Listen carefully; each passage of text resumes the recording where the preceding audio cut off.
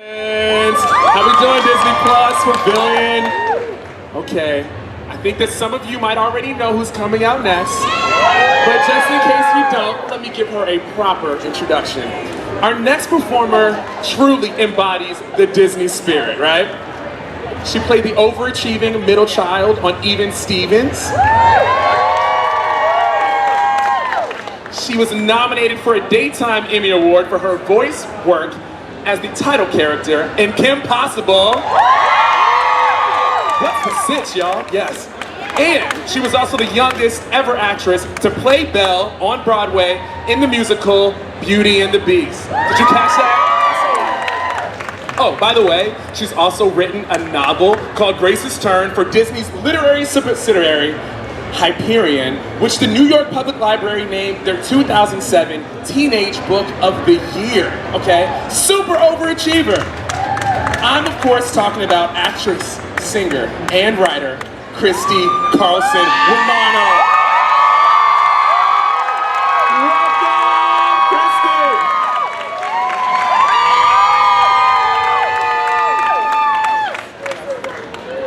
Oh my gosh, we're gonna have a blast, y'all. Guys. I love you. Hi. Did you see me? I was in the parade. And you guys were sitting here and I didn't realize you were coming to see me. She is fresh from the parade. So actually, Christy, speaking of the parade, what was that experience like walking out of the street parade? It was surreal. I felt like a princess. And I'm really, really happy to be here. This is super cool. You guys, I love you guys. Like, this is so huge. This is crazy. Well, look, everyone here obviously feels very connected to you. You've given us a lot of reasons to Throwback vibes, guys. Throwback vibes. Yes, and before I say anything, if you haven't seen my Throwback cooking show on YouTube, please subscribe, ring the bell, all of that. And now I'm done with this. They already know. They made promotion. noise about it. I love it. Thank you. So, since you have been in the Disney family for such a great amount of time, what do you think that it is about Disney and Disney characters that just vibes with you? It's good storytelling is the reason why I think a lot of my shows have kind of rippled through generations. Kim Possible, I mean, just epic storytelling with even the way that we named our characters. Bob and Mark, the creators, are just so savvy, so smart. And it was just really good story arcs between the Kim Possible and Ron Stoppable. You know, the gender swapping of her being empowered and him kind of being the quirky best friend, but at the same time, he was still a romantic lead, right? He could be, you know, he didn't have to be some macho guy to get the girl, which is what Will Friedle, who plays Ron Stoppable, you know, from Boy Meets World and all that. I'm sure he would love to say hi to you all. He says it's his favorite part of the show, too. I mean, and he gets a naked mole rat. Right? I mean, you get a naked mole rat. Have you seen those? They're ugly. It's so cute in the cartoon. Yeah, right? So Kim Possible, as you just mentioned, is actually going to be available, of course, on Disney Plus from the moment Disney Plus launches on November the 12th.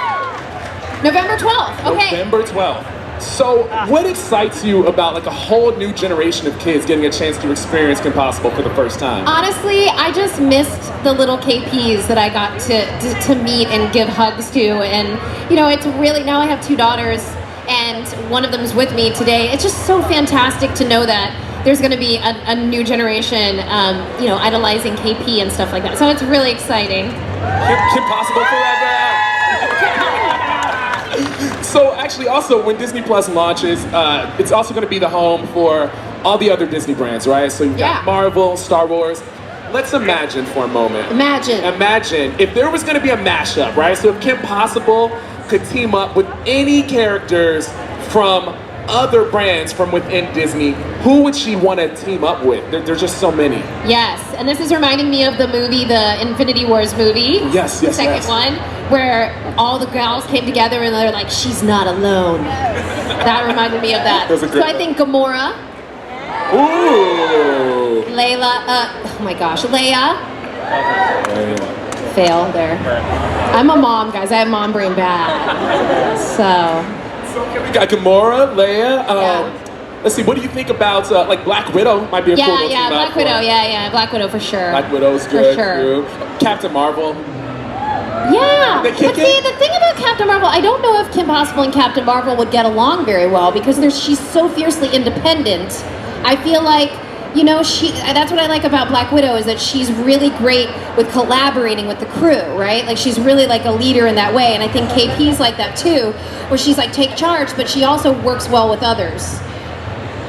Okay. I don't know. Don't hate me for that, guys. I gotta have an opinion, right? Right. I love that you like really took time to think about that. You processed Yeah. it. Well, because I just watched the movie. Okay. Yeah, all so right. it's very fresh in my mind. Love that. And oddly enough, you guys might not know this, but my graduating class in high school was Scarlett Johansson.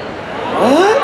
And I don't know if you all remember, but Brie Larson was a Disney Channel actor. Yeah. And we met way back before Room and everything, and she's a sweetheart, so. Oh, wow. Small little world. Wow. It is a small world after all. So, I see what you did there. thank you for that, and thank you for the one person who laughed right here. I love you. So, voice acting. I'm Yeah. assuming that voice acting is somewhat different than live acting. For sure. Acting on camera. Can you Yeah. take us into what it feels like to be in the voiceover booth? Well, it depends. When I was filming Kim Possible, I was in New York, and Will and our Draken, who, by the way, I saw Todd, who played Draken in our live-action movie, somewhere here. So if you see Draken, he's in the building, guys. Yeah. So yeah, I mean, it was very different because they got sort of to do the group records, which are a lot of fun when you have impressive talent that can improv, which sometimes makes it in the cut, you know.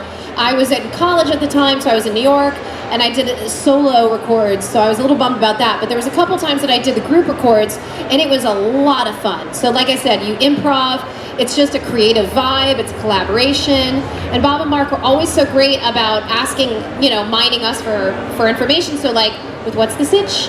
I just kind of distinctly remember them saying, hey, like, what would you say if you were gonna say like, what's up, or whatever, you know, because you're young, and I'm like, I don't know, like, what's the sitch?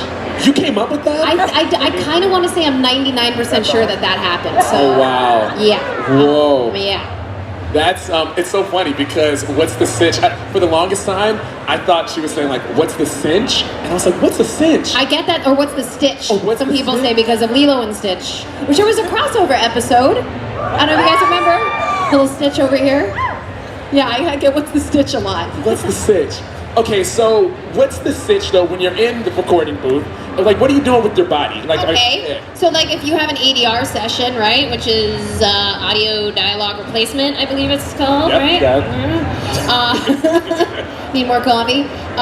Yeah, when you're like that, you have to do these, like, they're called impact hits or grunts and oofs and stuff like that. So it can feel kind of strange. You kind of feel silly while you're doing it. But the more committed you are to those sounds, the better it looks when your character is getting hit or falling or rappelling off, you know, like what Kim would used to do. Because she was very acrobatic, as you can see with her cute cheerleading outfit. Well, in order to get those sounds, though, the oofs and the whatnot, Yeah. have you ever received any sort of weird directions? Yes, definitely. Lisa Schaefer, who is also Bob, Mark, and Lisa are like the dream team that worked with me as well on Big Hero 6, because I play a voice in that as well. Big Hero 6, make those noise. There's such a great cast, by the way. I got to meet them all in person today, and it was a lot of fun. But yeah, she would say, you know, just like you're getting socked in the stomach. Like, I'm like, I've never been socked in the stomach. Like, how do I imitate that? So you have to really kind of collapse your body and kind of like contort it and do things. Or sometimes when they're like, smile more. And you have to say something but with a smiling face, and it really does come off differently. Oh, that's fascinating. So then, okay, you're moving your face in different ways, Yeah. all depending on what your direction is. Oh yeah, and sarcasm, which a lot of eyebrow. Oh, a lot of eyebrow. Ron. Yeah, we can actually hear the eyebrow actually through that Yeah, kind see? of, can't you? But since you've done voiceover for TV, for film, and even for video games, That's actually. right. I don't know if some people may not know I'm the OG Yuffie from Kingdom Hearts. Oh, these people know. Okay, cool. That's awesome. So then, is there any difference in between doing voiceover for those different formats? It depends on the video game. I think that video games in general, the energy is very, very intense. I think with KP, it varied. We were almost more like, we had sort of an anime feel to the way that we were drawn and everything. I mean, I think that's what made it so alluring to watch that show, and the way it was action-packed. It had that really fun vibe. Granted, it's not anime, but it had this Art Deco feel. I remember them talking about it when they were designing it and seeing all of this, the animatics or the drawings and everything. I still have one that the guys gave me and I hung it up in my house. So it's just a beautifully drawn thing, which I think also informed everything about it. It sort of informed the movements, informed the music, and everything about it just made it that much more captivating. Yeah, and in fact, I mean, the character was so captivating that like 10 years after the initial run, we ended up getting the live action. Did anybody see the live action Kim Possible film? Yeah, I am in it, guys. You're in it, playing I'm Papa in it. Lou. Yeah. So what was that like, getting a chance to first still be a part of the Kim Possible universe, but then also being able to see someone be the physical version? Yes, the actress Sadie Stanley, adorable, awesome. I know she's doing something right now for Netflix or something, and she's just got a great spirit because she's the age of KP, right? So like she has that spirit that I remember I had when I was first recording KP. I don't have as much spirit anymore. I'm a little bit older, but yeah, I mean, it was a blast. I got to go up to Canada and work with Disney Channel again, and I really love Sean. He played Ron Stoppable, Sean Jambroni, who's also on ABC's the Goldbergs. Which the Goldbergs, right? Yes. Yeah? She knows. We got massive fans. Wait, what, did I say something funny? You have the best laugh. I love your laugh. It really is the best laugh. She's like, Christy's talking to me, right? She loves it. I love you and your laugh. I needed that.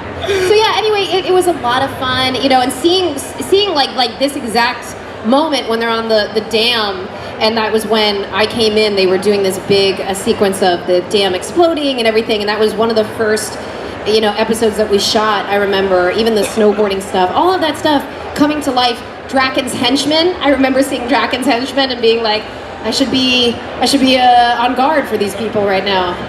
A little weird. It's like your dreams come to life. Right, really. Exactly. So just the other day, actually, here at the expo, we ended up speaking with Bill Farmer, who plays the voice of Goofy. I know, I just saw him in the green room. Oh, yeah, and it's incredible because he's part of a legacy, right? Many people have played Goofy before, and he's a part of a character that's going to go on forever. How does it feel to be a part of a character who, we've seen in another incarnation now? Yeah. You're really part of a legacy, like a founder of the legacy. KP is KP.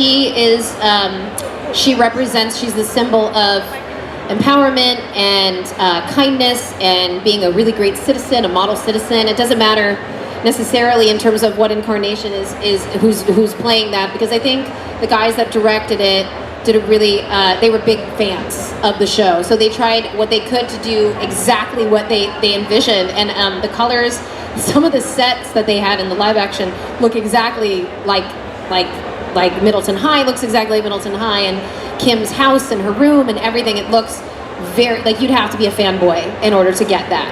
And all of the little Easter eggs in that movie, I was very impressed with. Yes, that must, that's so so they cool. did their research, for sure. Wow. Yeah, so to be a part of a legacy is flattering because, when I was recording KP, I didn't realize, I knew that it would be big because it was Walt Disney Studios, and obviously it was beautiful, and I fell in love with her and everything she was talking about and representing. And then, of course, I don't know if I really realized that Ron, played by Will Friedle, would be as amazing of a character as he is. But I mean, their dynamic is what really made the show, go. Kind of like with me and Shia on Even Stevens. Shia LaBeouf, that guy, zany little brother. Still zany. Our dynamic too was also very. It was very real, actually, off camera too. We were very much like oil and water at times, but it always was love. Like even now, like if somebody bumps into him, he's like, oh hey sis, like when he's to me. So there's love there for sure, and yeah, good memories. Oh man, it's so funny. I could just sit here and listen to you talk about the filming days. I'm like, oh, we're here. Nostalgia, we're throwing it back. It's a throwback time. So actually, right before we jump over to Even Stevens, I want to ask you one more question about Kim Possible, because you mentioned this before. Okay. When you played Kim Possible, you were actually the same age as Kim Possible. Correct. So how do you think